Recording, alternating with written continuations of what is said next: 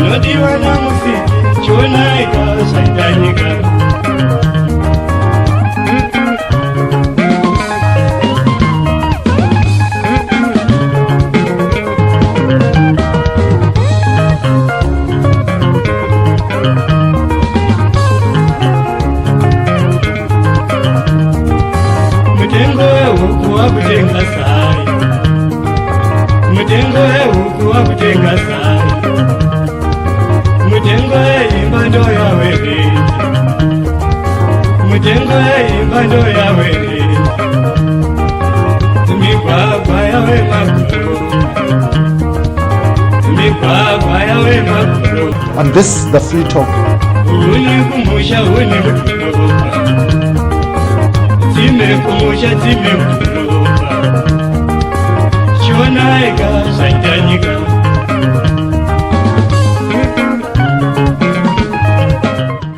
Zimbabwe heads to an election in 2023.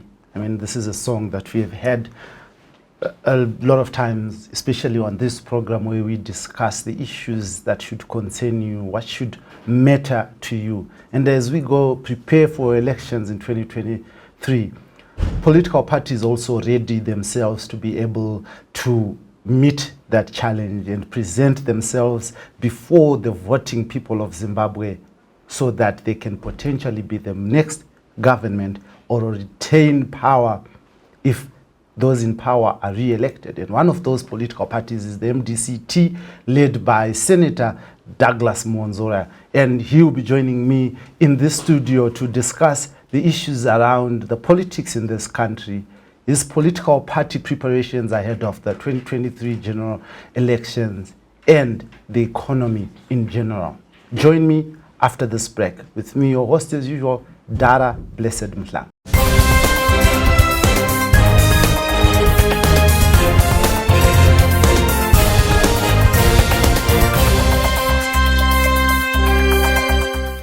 Welcome back on this, the Free Talk in proud partnership with the Frederick Newman Foundation. With me, your host as usual, Dara Blessed Mhlang, and I'm joined in studio by the president of the MDC-T, Senator Honorable Douglas Mwonzora, and we're going to be discussing the politics about the politics. Thank you very much for joining me.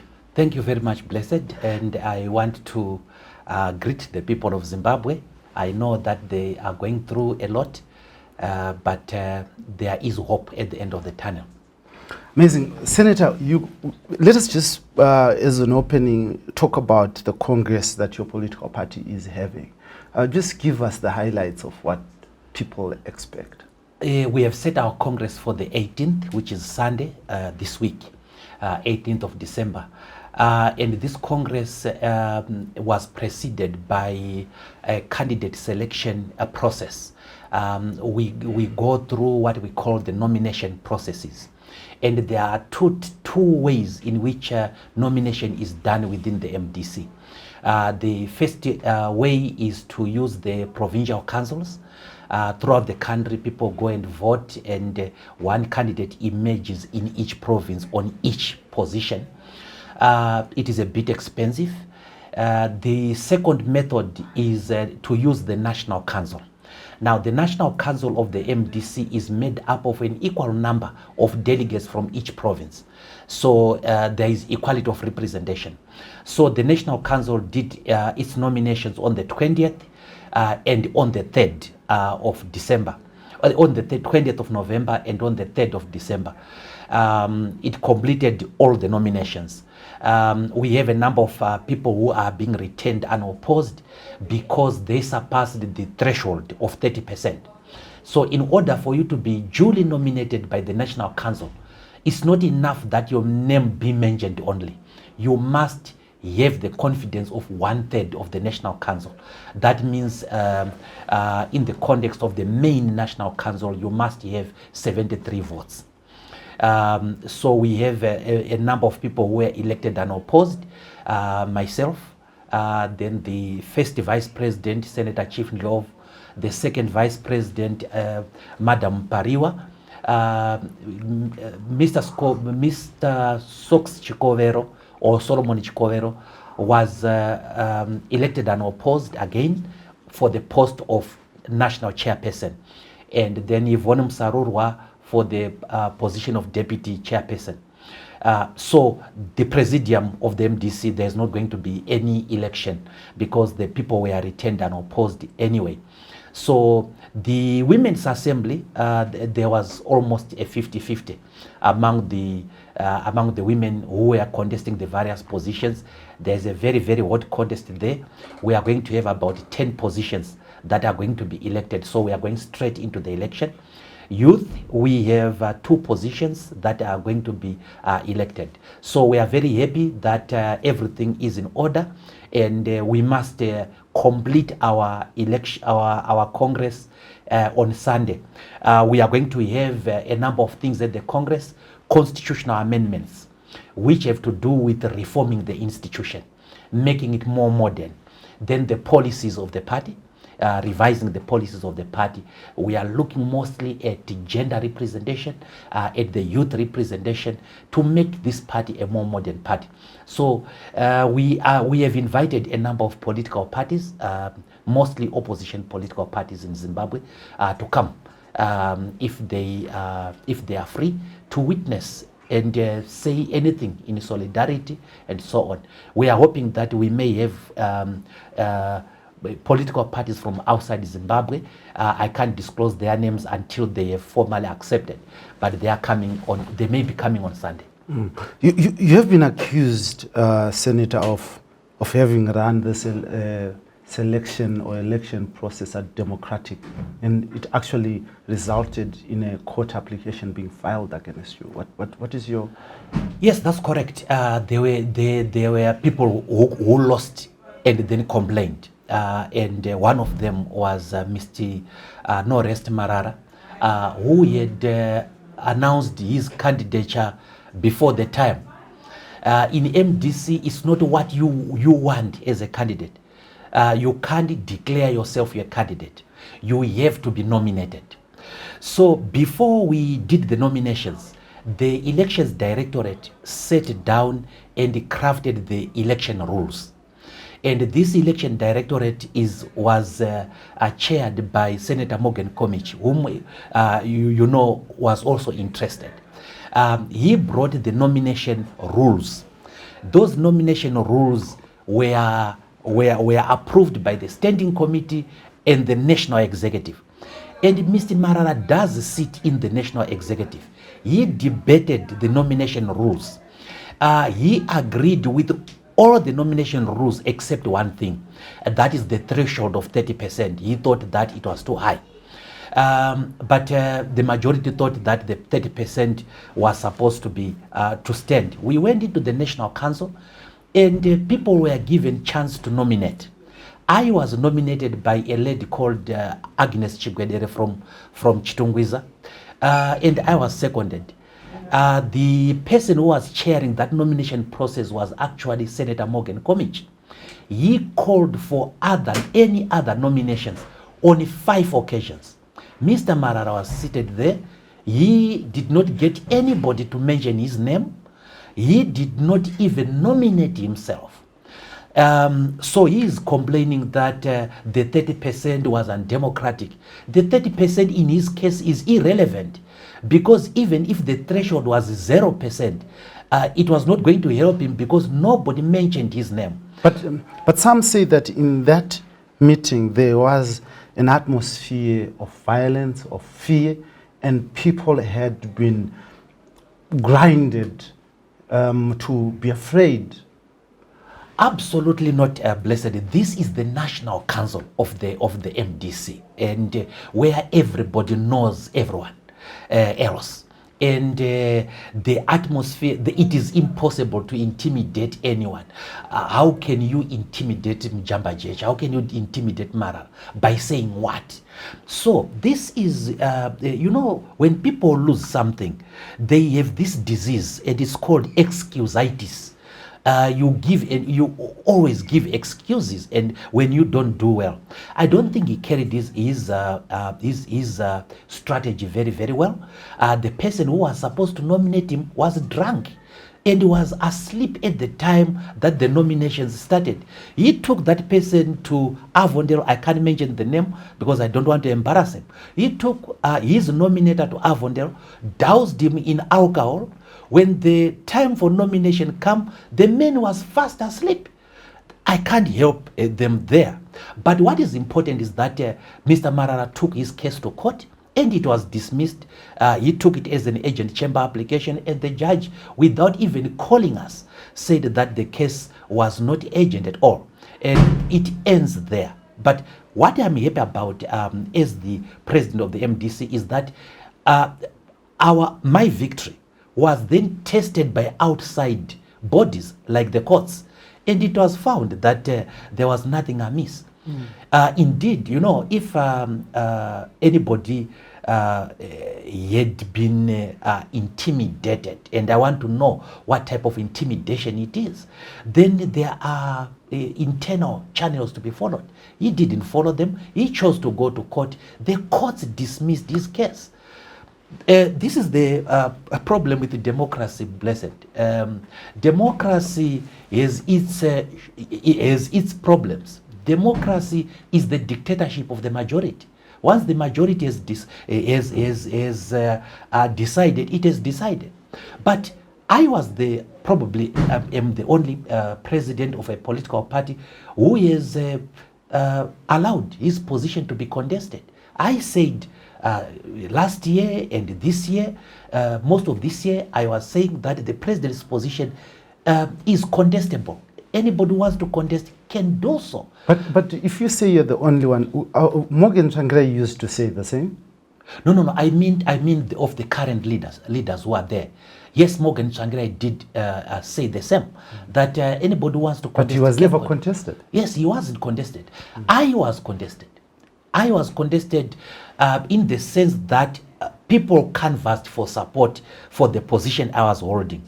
And there was absolutely no problem about that as far as I was concerned. You're very close to Marara, especially during the transition of the MDC-T from Thokozani Kupe then to yourself. These guys ran a campaign on your behalf. What happened in between? Well, you over-exaggerate if we say they ran a campaign on my behalf. They were part of my campaign, not that they ran the campaign. I've heard Mr. Marara making a lot of claims about funding me, about paying for my food, about sponsoring everything that made me a complete being. That cannot be correct, of course. It's patently false.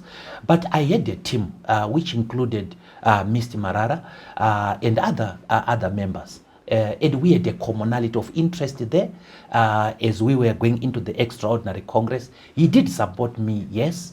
But he also grew to have ambitions, to have ideas of being president. And then we became contestants. Not enemies, but contestants. I allowed him to contest me, but he could not get even one person to mention his name. So that I can't help. He became an opponent, a genuine opponent, and I also planned with respect to him, I respect all my opponents. I planned my nomination process. Who was going to nominate me? Who was going to second me?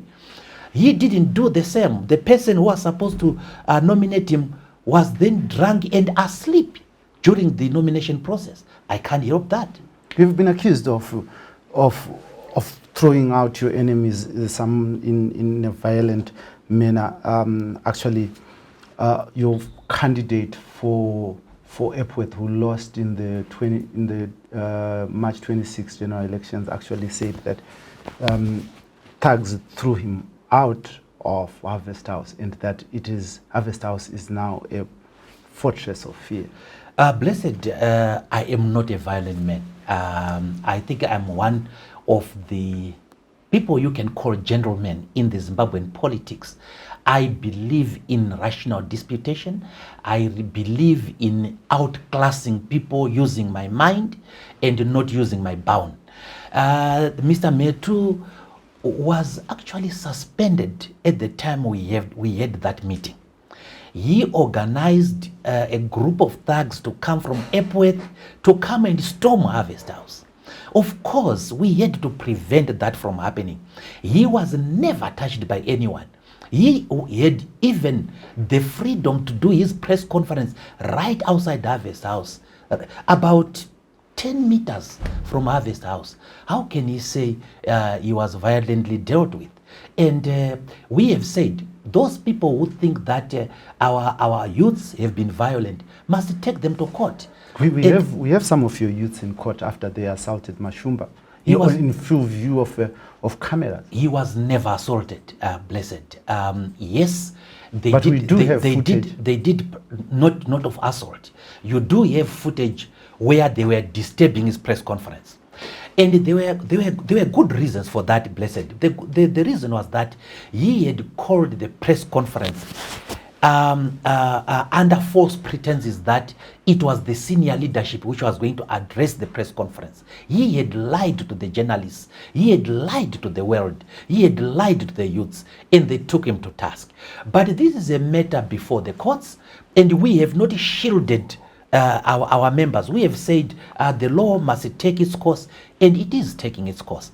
But the MDC is not a violent party at all, and certainly my administration is not violent at all. And Mr. Marara, who was contesting me, Senator Morgan Komichi was contesting me, were able to attend the key meetings on that day, and Senator Morgan Komichi was able to chair. And it is Senator Morgan Komichi himself, who had been my contestant, who declared me duly elected, satisfied that I had been validly nominated. But Senator Morgan Komichi, as you put him, has a history, doesn't he, of declaring valid things that later turn out to be invalid? Well, Senator Morgan Komichi has never done that where he was himself a contestant. In what is unique about this particular election is that he was a contestant.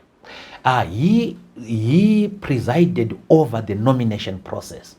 He was thoroughly satisfied that certainly he did not have any chance, and other contestant did not have any chance. It was so obvious that and my team had got our act right. And this is not the first time that we have got our acts right during congresses, Blessed. Our history within the MDC show that we do our homework, and normally we succeed. So he declared me the winner. And he was asked at a subsequent press conference, he was asked by one of the journalists, and he did confirm that after my name was mentioned and seconded, he did call for further nomination on 5 occasions, and nobody nominated anybody. My inside sources tell me that Senator Komichi was afraid and is still afraid that he could be recalled and lose out on $40,000 loans. And this he has always survived on such things. He did that with Nelson Chamisa. He was the one who announced Nelson Chamisa to be the president of the MDC-T, and he defended that position, saying it was a legitimate position. The same thing he's doing right now. I don't think you are being kind to Senator Komich. And I don't think also that you are correctly characterizing him. He's one of the very brave people. And remember, in 2018, he went in front of the cameras to declare the election results fake. And he has been with the presidential candidates, successive presidential candidates of the party as the chief election agent. And you don't put a person who is a person of no spine in that position. So I think Morgan Komich is very, very brave. And Morgan Komich knew when he challenged me that if I was so if I wanted to be spiteful and recall him, I could recall him. But he went on to challenge me. Why? Because he knew that I'm a man of my word. He knew that I'm not spiteful. He knew that I'm never driven by anger. He knew that I'm a person driven by rationality. And he challenged me. I allowed him, and he did not succeed. He actually presided over the over the nomination. But does it make sense then? Does it make sense then for someone who has interest? I mean, did it make sense to you, even though he was the chairman, interested in being nominated and presiding over it? It made sense, Blessed, in this way, that if his name was then mentioned, he was going then to step down temporarily and allow Gift Chimanikire to take over the deputy. As long as his name was not mentioned, he remained the most credible, the most qualified returning officer at that point in time. But had his name been mentioned, I'm sure he was going to then recuse himself to allow an election to happen. The election then never happened because there was no other candidate. Let's move on to other issues. You said that in your statement that you defeat your opponents using brain instead of brown. Now, you were defeated March 26. Let's talk about that. Yes. The MDC did not do well on the 26th of March. We went back to the drawing board as the MDC and did a post-mortem, including honest self-introspection as a party. There were certain things that we then discovered we did not do right, and we discovered that we had taken certain things for granted. The most important thing was the presence or the absence of structures. We had thought that the party still had the structures that we thought it had. And our campaign as the MDC over the years is based on the structure. The structure is the main backbone for the campaign. And we then took it for granted that the districts were there, the ward executives were there, when in fact, in most instances, they were not there. Some had gone to the CCC, some had gone to other political parties, some had just been consumed by apathy. Now, what we then did is that we then embarked on a program of restructuring the party. And we have built our structures, and by the 20th of November, we were at 75%. And I'm confident that by the end of this year, we will have 100% of our structures intact. So you're saying by March 26, by that time, you took over a shell of a party. Is that what you're saying? We did not know the extent. We did not do a census, you know, and people who had moved over did not announce that they'd moved over. So you had a shell and nothing in Not it. necessarily. A shell means that there are no people, but we are talking of structures. Was the district chairman still there? And if he was still there, was he still ours? So yes, we had a very weak party then, but we did not know that. We also looked at the issue of messaging that was there, and we had fallen victim for over 2 years. Bombardment every day, day in, day out, misrepresenting and mischaracterizing us. And at that point in time, we did underestimate that. My information department did underestimate the impact of propaganda, especially negative propaganda.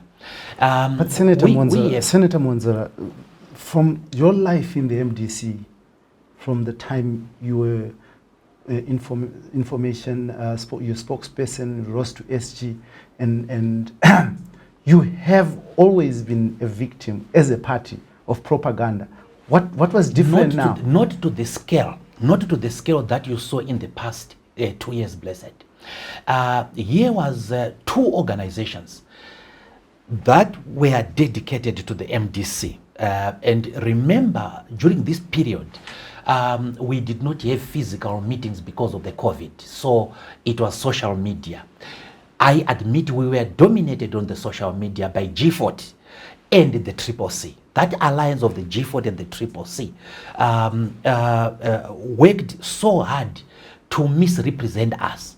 So these are some of the things that when we sat down, we looked very, very honestly at ourselves, and we saw where we had come short and so on. So what we have done is we have crafted a strategy that will see us make a better challenge, even a winning challenge when we come to 2023.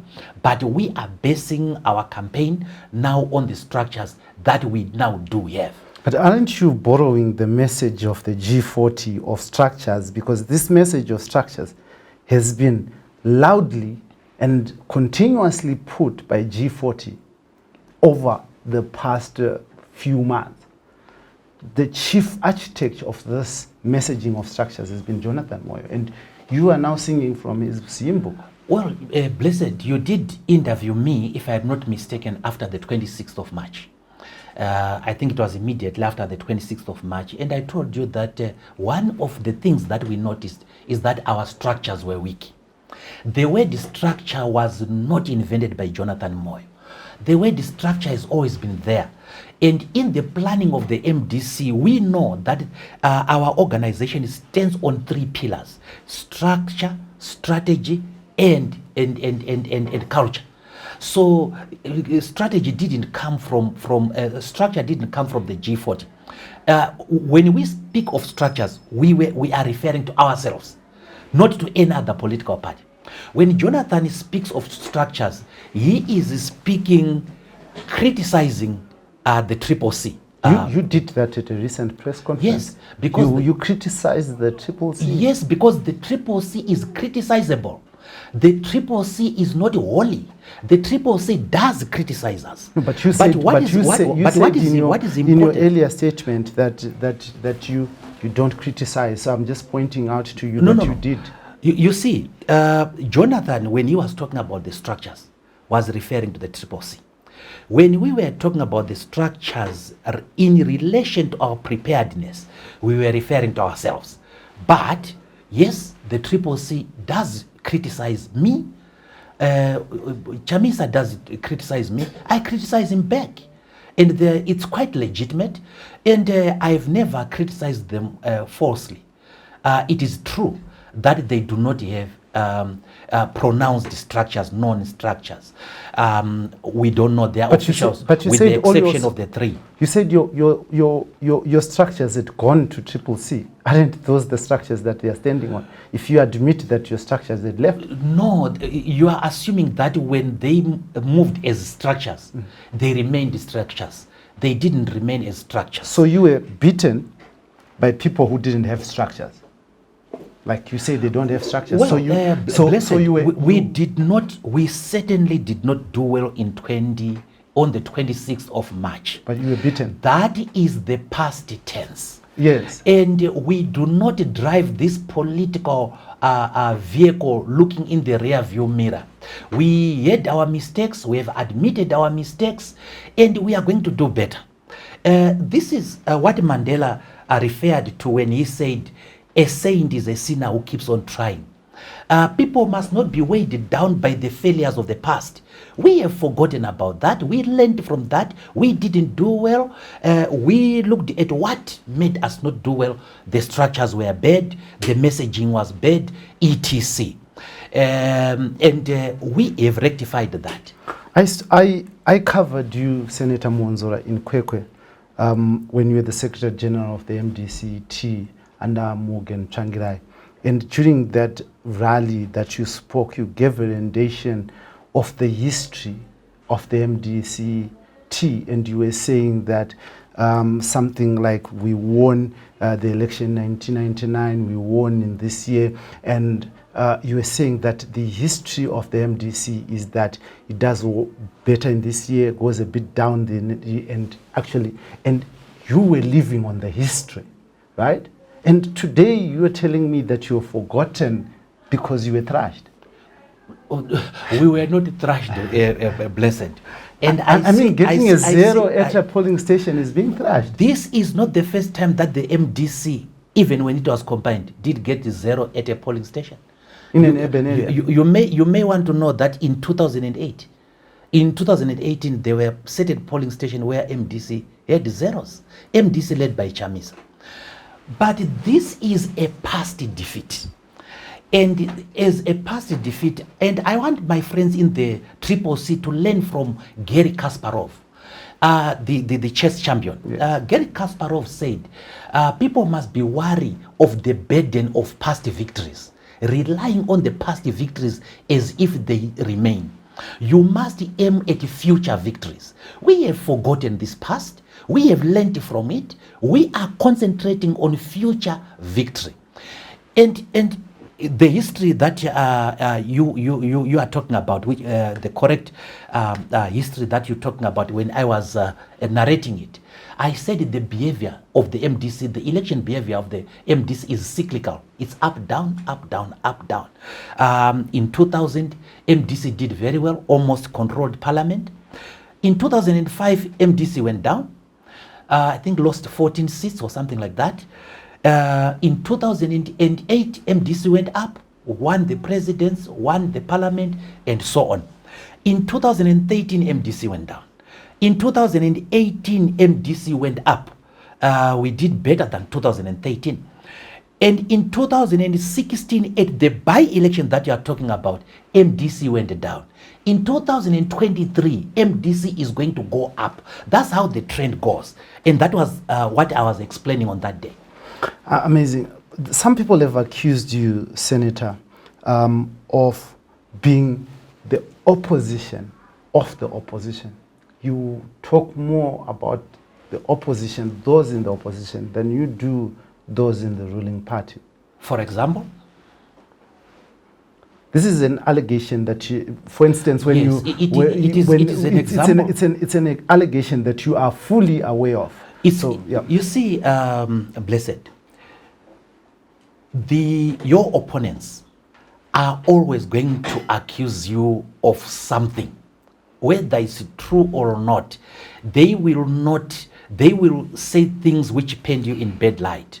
I have not stopped the CCC or any other political party, opposition political party, from doing its activities at all. I have not interfered with the internal processes of any opposition political party. Different from what the CCC was trying to do. The CCC, during our nominations, sent people to go to Harvest House to vote. And we were aware of a plan to bus 500 people to come to the MDC Congress to disturb it. That is being called, that is what is meant by being opposition to the opposition. But if you look at me, I am playing my game. The MDC is playing its game. It's not interfering with anyone. We are doing those things that we think will give us competitive advantage, will give us comparative advantage. And we are correcting ourselves along the way. And we have not spoken too harshly against other political parties. And remember, Blessed, you may know this or you may not know this. When some of the Triple C members were in trouble, Joanna Mamombe, Cecilia Chimbiri, I visited them in prison.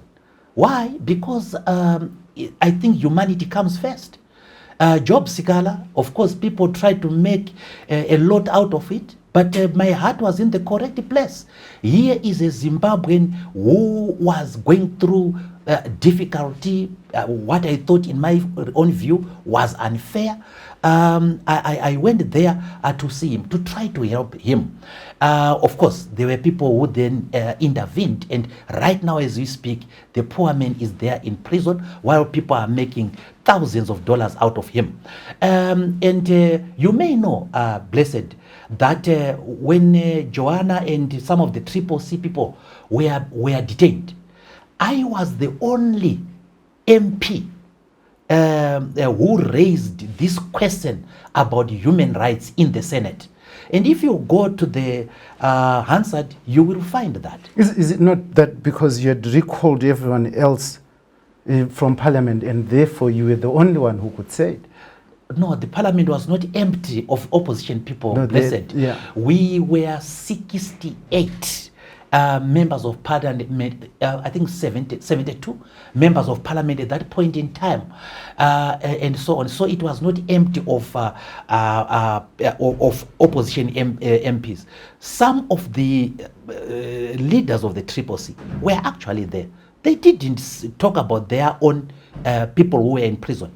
Right now, the Triple C has not even held a small demonstration in solidarity with Job Sikhala. And I find it quite odd and criticizable. And I think that criticism But you are the one, Senator Mwonzora, when you went to the helm of the MDC-T, you said that demonstrations don't work. Demonstrations, you should have rational disputation. And now you are agitating for others to have a demonstration. Well, because that is the path that they said they'd chosen. And they did criticize rational disputation. Now, the problem with the Triple C is that it is neither doing rational disputation nor doing the demonstration. So what is it? What is it doing? It is moribund. And that is a legitimate observation. And I'm saying that to people who masquerade as radical and so on, how come your vice chairman is there, you think he is being unfairly treated, and there is not a single demonstration? Why? The answer is that we are dealing with cowards. Amazing. You also said that you went to see Job Sikhala and wanted to help him. How did you propose to help him? Well, I won't be able to discuss that because that is a matter of legal strategy that I wanted to help him with, and that legal strategy is still there. It is still available. And, but if it was legal, wouldn't it be wiser to meet with his lawyers? No, because one of the problems that I thought Job Sikhala had were his lawyers. They did not do a good job. And they have terribly let him down. And this is a fair criticism of professionals by another professional. And I can point out what they could have done and what they couldn't have done.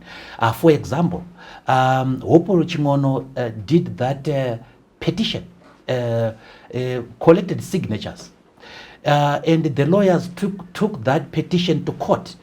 To say to the magistrate, people have petitioned that Job Sikhala must get out of prison. Please, this constitutes a change in circumstance. Any lawyer who is trained ought to have known that that actually is called interfering with the judiciary, and that is not a circumstance. And it was very, very bad. It was a waste of time. But the other thing that I wanted to talk to Sikhala about, of course, was that he needed to have a good look at his legal team, a very, very good self-introspection at his legal team, and I do know their abilities and some of them their disabilities. And I want to tell you that Job Sikhala has sent somebody to say that he needs my assistance. And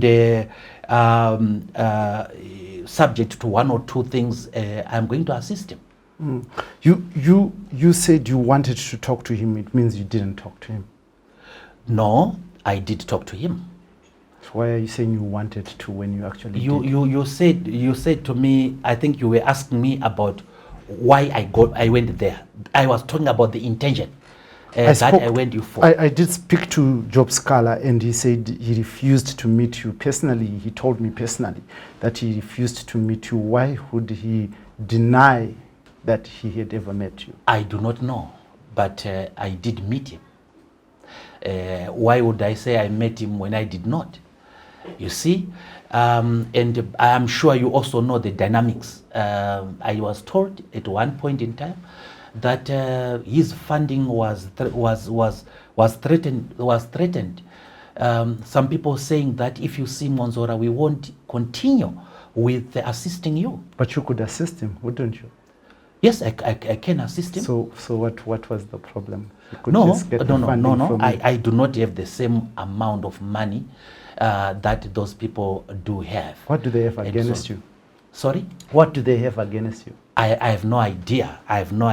But certainly, blessed, relatively speaking, I'm quite a successful lawyer. I may not be the best lawyer in this country, but I'm certainly have a track record, including a track record on Job Sikhala. I've represented him on 3 occasions successfully. Sometimes when I was alone, and sometimes when I was in a group, in a team of lawyers. And I'm happy to say that my history with Job Sikhala is one of success. I wouldn't have had Job Sikhala be in prison for more than 150. It's now more than, it was 150 days some time ago. I think it is now more. You appear to be in contradiction with one of the best legal minds in Zimbabwe, who is Professor Maduku, who said Job Sikhala's lawyers are doing a fantastic job, but this thing is more than legal. This thing is political, and there needs to be negotiation. And you are saying no, it's not. Well, the fact that Professor Maduku is a good legal mind does not mean that he is not contradictable. Yes, when he spoke about this being a political issue and so on, I'm sure he had facts, which I don't possess right now.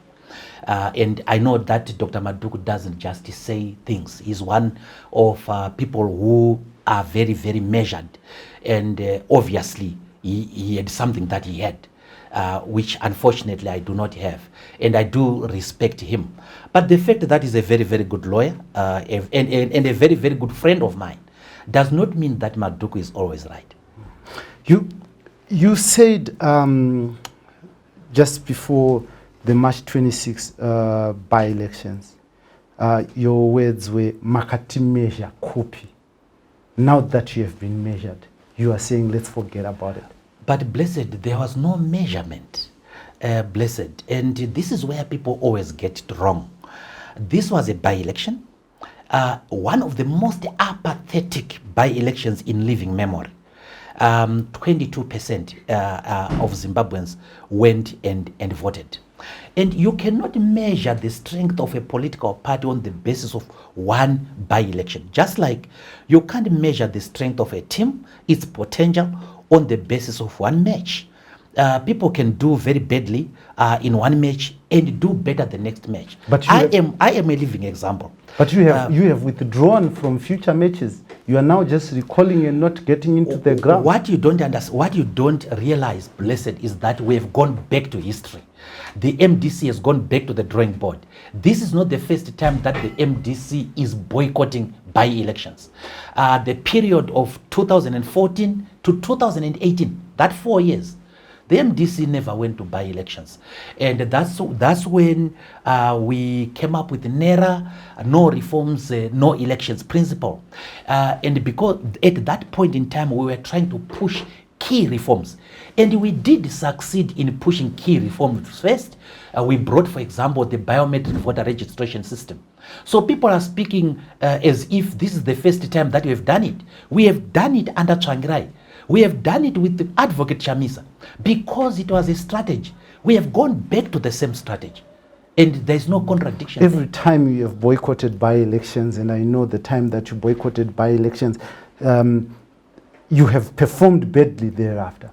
That's not correct. That's not correct. In fact, if you look at the period that I was talking about, we then went to the 18th, to 2018, and I think objectively the MDC did better. And this was immediately following the boycotts. But it's not boycott for the sake of boycotting, Blessed. It's boycotting because of two elements that we were dealing with. The first one is the need to concentrate on pushing key reforms. And we are doing that. The second one was our realization that we were structurally not in a sound position to wage a credible fight in the elections. So I think that the ability of a party, the ability of a leader to see situations that are adverse to him or the party, in the case of the party, situations that are adverse to it, that ability to self-introspect should be looked at as a measure of strength and strategic ability. When you were saying this statement, and you continuously and insistently said you were going to win these elections.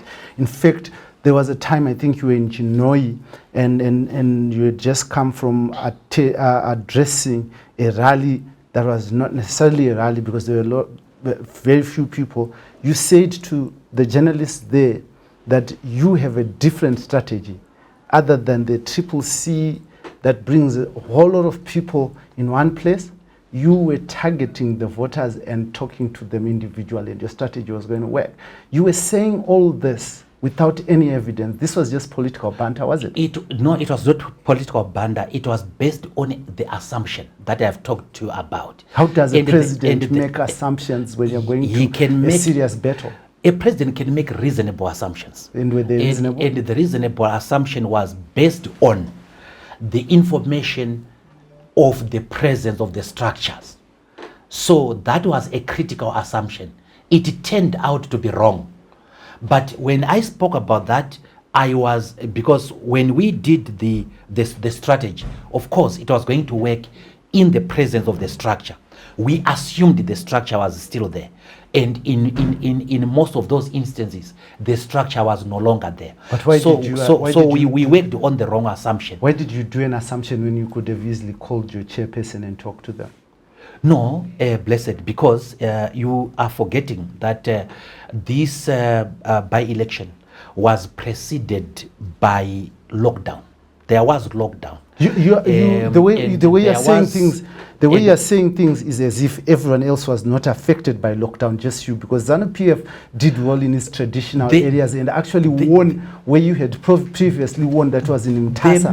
The strategy that our opponents used, be it ZANU-PF, be it CCC, worked. The strategy that we used did not work. Now, so you failed as a president. If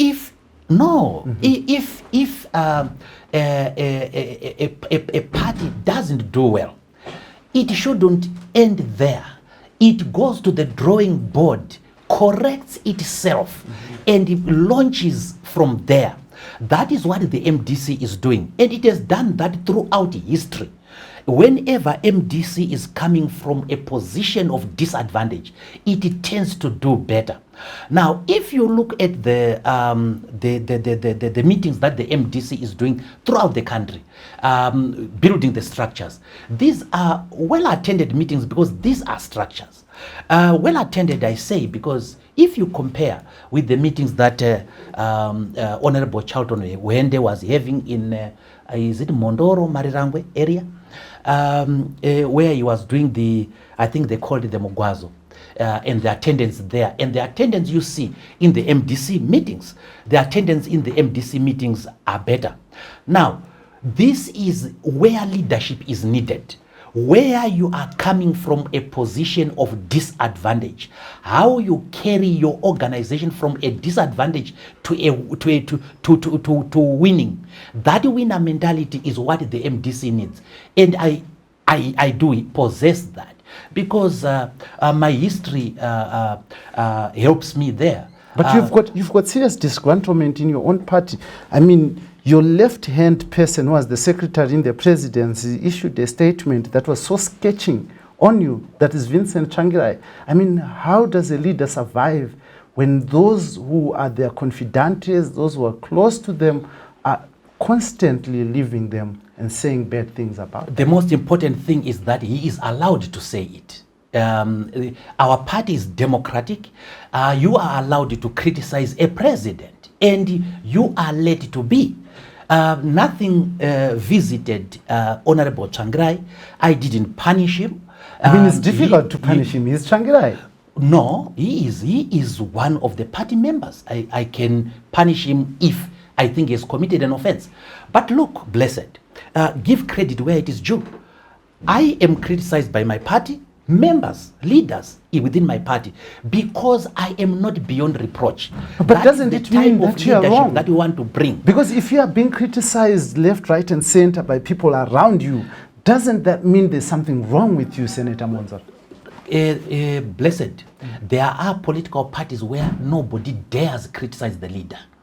And we as the Democratic Party, we as the Movement for Democratic Change, allow internal contradictions, because we believe that internal contradictions, internal discourse does help generate motion. So it does mean that when Changirai criticizes me, he is correct. In this instance, he was very, very mistaken. But he held that opinion, and I thought that he held that opinion genuinely, and we don't punish that. We allow people. That is why the MDC right now is moving as an organic party. It is going to its Congress. After its Congress, you will see the appointments that we are going to make in respect of those positions that we are allowed to appoint. We are not going to be guided by spite. We are not going to be guided by the fact that people think differently.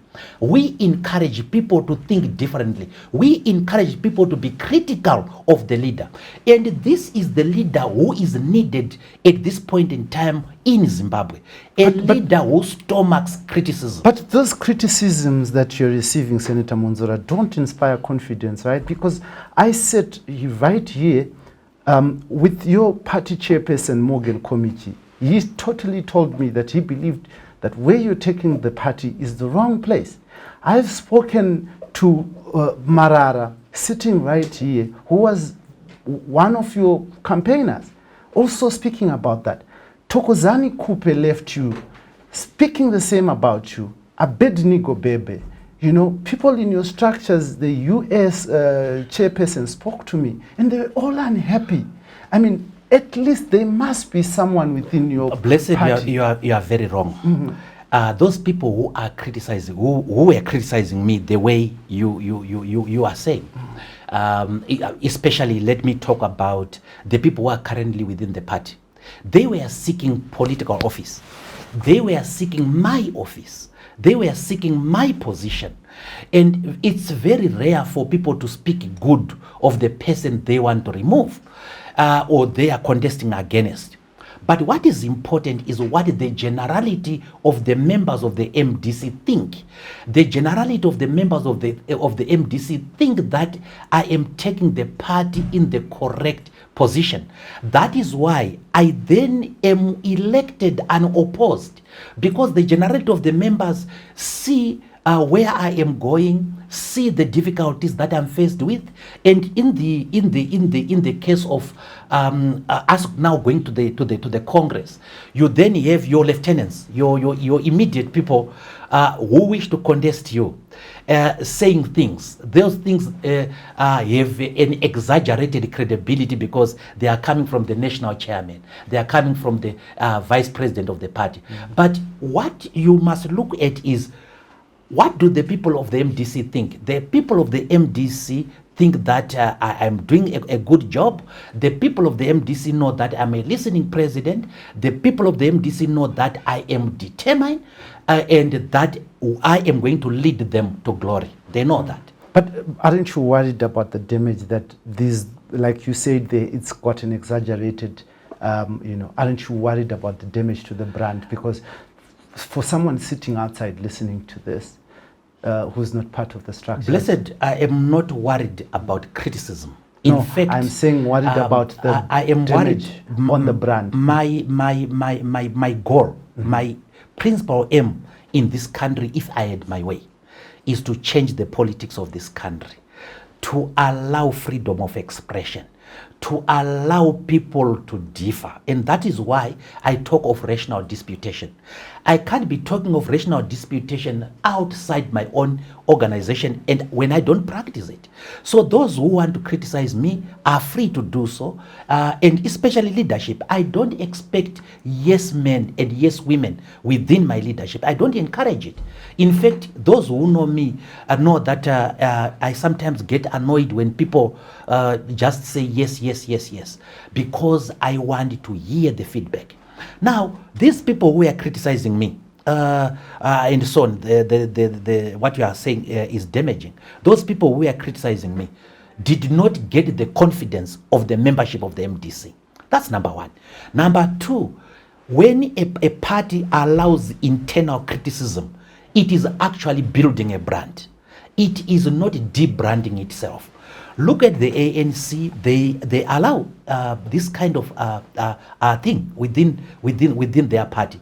So allowing criticism cannot be a source of debranding. I think where leaders suppress dissent, where leaders suppress difference in opinion, where leaders suppress criticism, is a recipe for disaster. And I can foresee there are certain parties that are headed for disaster for sure.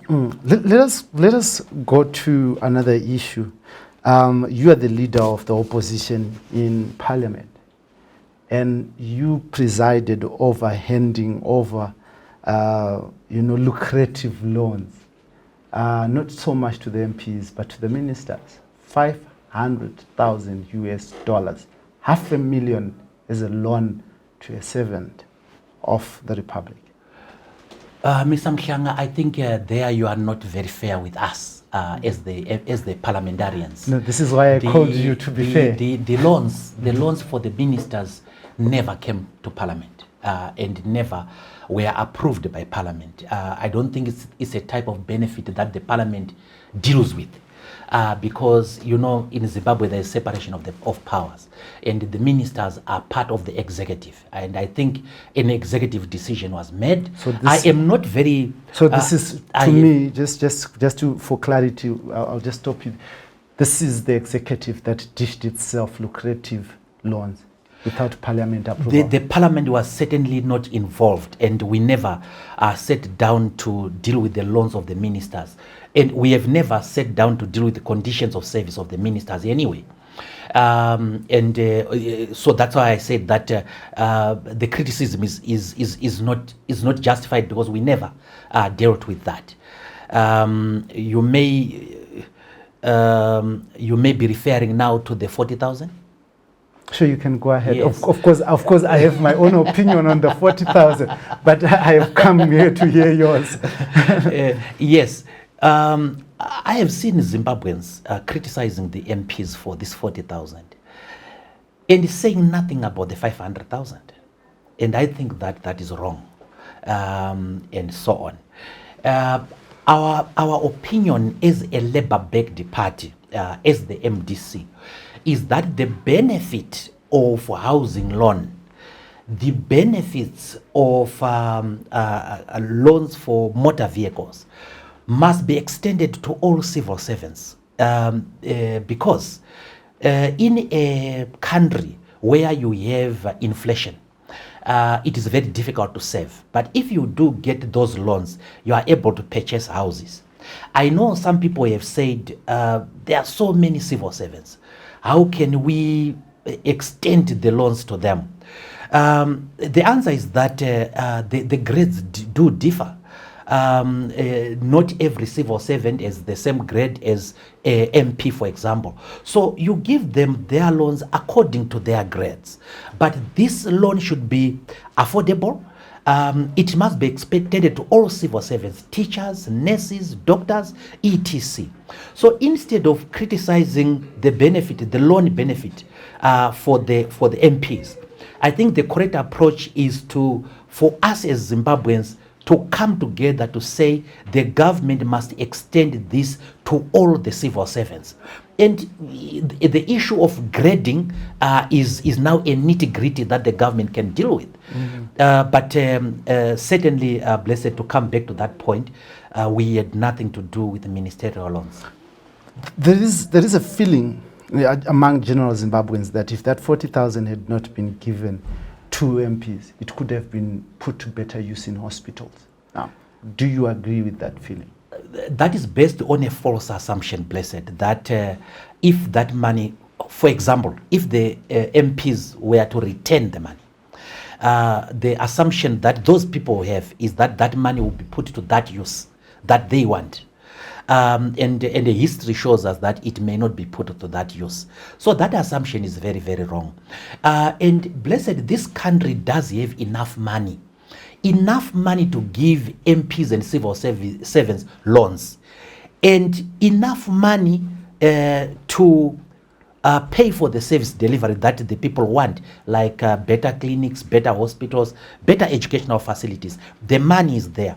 The problem with this country is misplaced options, priorities by the government, and massive corruption within the establishment. And if that was not there, remember Zimbabwe loses over $3 billion to illicit financial flows per annum. And if we were to plug that, there are enough resources in this country to cater for our people. The problem with Zimbabwe is not the income of this country, the GDP of this country. The problem is with the distribution of the income. This is where my government is going to emphasize on the distribution of the national cake. Are you saying President Emerson Dambudzo Mnangagwa and the ZANU-PF have dismally failed the people of this country? I think they have. I don't think, if I thought that they had succeeded, I will be in opposition. I think they have failed. And the way to look at President Mnangagwa and the current ZANU-PF government is to look at it as a continuation, and not as they try to do, to say Second Republic, First Republic. I think that is an attempt to divorce themselves from the failures and the excesses of the past. But they were members of that government. President Mnangagwa has never been out of cabinet since 1980. And most of the people you see were in the government. So they cannot escape that. I think that this government has failed when it comes to the development thrust. I think development, I have heard Minister Mthuli Ncube talking about very impressive figures about surplus and so on. But that is nothing if the distribution is not correct. It is the sharing of the national cake that is important. That is why the MDC has an ideology of social democracy. It looks at these things, welfare of our citizens and so on. ZANU-PF and CCC do not follow an ideology. I think they are all in the post-ideological phase. And where you are a government and you do not have an ideology, then you are forced to be pragmatic and so on. We will follow an ideology, and the ideology is social democracy. Social democracy looks at the welfare of our citizens, and that is going to be the cornerstone of our policy. I understand that you have not yet received your own $40,000 US dollar loan. What is your position on your acceptance of that? Well, Blessed, this is a loan that is being extended to members of parliament. It is not a grant. In other words, it's not a free money. So Mrs. Mwonzora and myself are going to sit down to see whether we need a housing loan or not. Right now, I don't think at this point in time it is a priority to us. But I can't commit my family to that, whether my wife is going to say, let's get the loan or not. It's a decision that is beyond me. I'm an average Zimbabwean man, and you know average Zimbabwean men have other authorities on them. I do understand also that you being the leader of the opposition, you are entitled to something bigger than 40,000. I don't think so. I don't think so. That was not offered to me.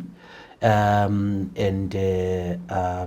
have not been advised of that. But you have received bigger options. I do have blessed as part of my my package as the leader of the opposition.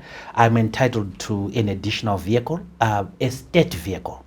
And this vehicle, including the Mercedes-Benz that you heard about, this is not a vehicle, my vehicle. It is a government vehicle for me to use when I am discharging this duty. It is registered in the name of the CMED, and actually one has to return it when their term of office expires. It is given on the realization that it may be unfair for the leader of the opposition to rely on one parliamentary vehicle, because the parliamentary vehicle that I got as a senator is supposed to work in Manicaland province, where I am the senator. But as leader of the opposition, I supervise all the opposition projects by the MPs throughout the country. And at some time, I do supervise ZANU-PF as well. Not supervise, but to look at their projects so that I'm able to report to the speaker. So you cover the entire country, and therefore you get an additional vehicle. So using that logic, you are supposed to just get an additional housing loan. But I did not, Blessed. I did not. I'm just saying, the ministers took everything. Were given their loans. I am not fighting for that. I did not get that. And regarding the 40,000, I haven't taken it. Honorable Tendai BT has taken it. Honorable Chamisa Junior Starman has taken it. Honorable Chibaya has taken it. Honorable Chikwinya has taken it. I haven't taken it. It's amazing that when you mention MPs that have taken the loan, you mention strictly Triple C MPs that have taken the loan. Because the Triple C was the first to criticize. You don't mention members of your party who have taken. You don't mention members of ZANU-PF who have taken. For example, Honorable who? You spoke about just the Triple C. I'm saying you haven't spoken about. Okay, maybe I'll rephrase. I'll rephrase. What you hasn't members of your party taken the loan? No, Blessed. Let me be fair with you there. Perhaps you didn't notice what I did. And what I did is that I went alphabetically A to C. I didn't go beyond C, you see. It may have then looked to you by coincidence. That's where you get your Chibayas, your Chamisas, your Chikwinyas, you know. But you see, why the Triple C is worth of mention is that it was the first to criticize that. No, they were the first to be criticized, and they were the first to take the flak, and everyone else did not take the flak. No, I know the first person to criticize the loans was Wopol Chingono, and I do not think I know that he's the first person to criticize the issue of the loans, Blessed. Maybe they did it on the same day, but David Coulthard did criticize the law, and I think he actually spoke before Hopewell, but it may have been the same day. But David Coulthard used it to be the treasurer of the Triples, used to be a treasurer somewhere. I don't know what position he now holds, but I thought that it was very pretentious when he did that, because he was a minister in the inclusive government. He refused to take a vehicle? But he did take all the other benefits. And look, there is an MP who refused to take the loan. And I think it was Rusty Markham, yes, from Harare, I think Harare North. Now, this we have to look at what does Mr. Markham have, and what historical advantages has he had. And he is a multi-millionaire to whom 40,000 means nothing. He is not your average earning MP, and so on. So there is not really anything to be spoken about. It would be the same class as David Coulthard, wouldn't it be? Yes, save that David Coulthard then went on to take other benefits. And did he take a loan? Because this what we're discussing about is a loan, and he says he never took a loan from government. What I may not know exactly what he took, but he did take all the other benefits that were offered by government. And there are people within the Triple C who actually took loans. Amazing. To purchase lorries. I want to thank you very much, Senator, for your time. We have been carried away, and we went past the hour because the conversation was so engaging. But like I normally do with all my guests, Senator, I'll give you an opportunity to speak from your heart, to talk to the people of Zimbabwe and tell them anything from your heart that we might not have discussed. Thank you very much. To the people of Zimbabwe, we are now going towards the festive season. It is important that we remind ourselves of the need to maintain the safety of our roads. This is the time where we normally experience road carnages and so on. This is the time sometimes we see a lot of tragedies. I urge everyone to take care during this Christmas. I know that there may not be much to spend, but a new government is coming, a new government that will be totally different from what you have seen. It is coming. And this is a government that will look at the interests of the Zimbabwean people. This will be a government that will be who will base its policies on the ideology of social democracy. And the social democracy ideology is based on a number of values: freedom for the Zimbabwean, for the Zimbabwean people, freedom, justice, equality, solidarity, and constitutionalism, and the respect of the rule of law. Your main change agent, the Movement for Democratic Change, is having its Congress on the 18th of May or of December. And after that, it will do its candidate selection in January. And it is going to field all the 1,958 ward councillors. It was also going to field the 210 first past the post MPs. We urge you to support them. We will be coming to you to canvass your support for the great program that we have for Zimbabwe, for the great vision that we have for Zimbabwe. We want a Zimbabwe where everybody is free. We want a Zimbabwe where you are free to criticize your president, where you are free to criticize your government. Thank you very much. Amazing. Thank you very much, Senator Mwonzora, for your time, and wishing you a very successful Congress that you'll be holding on the Sunday. The venue of the Congress? Well, it is. They are supposed to confirm it today, but it is definitely here in Harare. Definitely here in Harare. It's between the City Sports Center and Nelson Mandela Hall. I don't know which one of the two they've managed to secure. Nelson Mandela Hall. Thank you very much, Senator Mwonzora, for coming through. Now, this is me, your host as usual, Dara B, giving you the conversations that matter. Now, on this platform, we allow all voices to be heard, and we leave no stone unturned to ensure that you get the truth and you know why it should matter. Now, Senator Douglas Mwonzora is talking about a better Zimbabwe. He's talking about bringing in an issue where resources are shared in a manner that does not leave the poorest, that incorporates everyone, and in fact serves the poor more than it serves the rich. On this, the Free Talk in partnership with the Frederick Newman Foundation.